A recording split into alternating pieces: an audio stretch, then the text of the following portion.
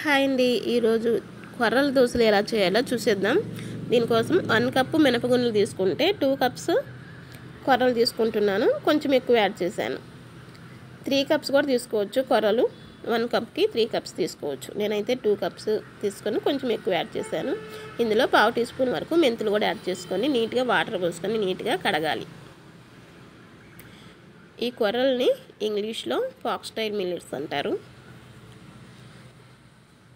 అలాగే షుగర్ ఉన్న వాళ్ళకి మంచిది. అలాగే ఇందులో ఫైబర్ ఉంటుంది, వెయిట్ లాస్ అవుతారు.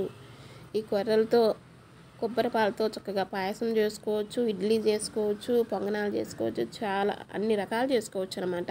చాలా మంచిది మిల్లెట్స్ ఎక్కువగా వాడితే. 6 అవర్స్ నానిన తర్వాత మిక్సీ పట్టుకోవాలన్నమాట. దానికి సపరేట్గా నానబెట్టాను.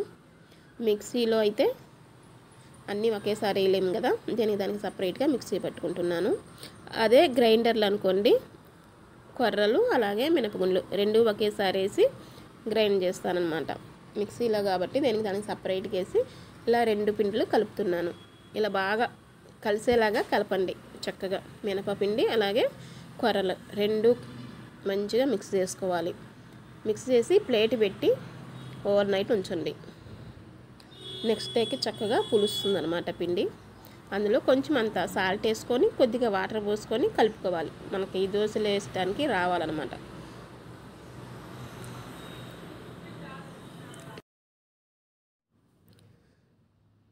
దోశలు వేయడానికి పిండి రెడీ అయిపోయింది.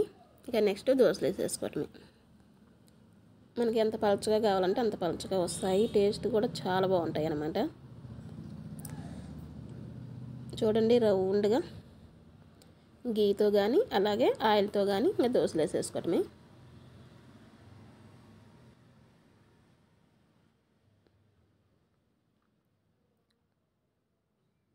వన్ బై వన్ ఇలా చక్కగా చూడండి, రౌండ్ అంటే మనకి ఎంత పలుచగా అయితే అంత పలుచగా వస్తాయి.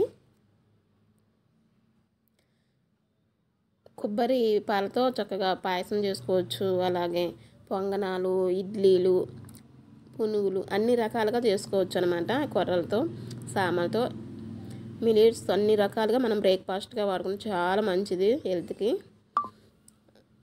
నేను దీంట్లోకి పల్లీ చట్నీ అలాగే పెసర చట్నీ కారపొడితో మేము తినేసామన్నమాట.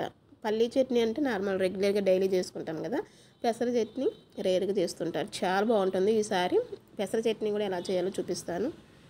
అంతేనండి. ఈ రెసిపీ నచ్చితే లైక్ చేయండి, షేర్ చేయండి.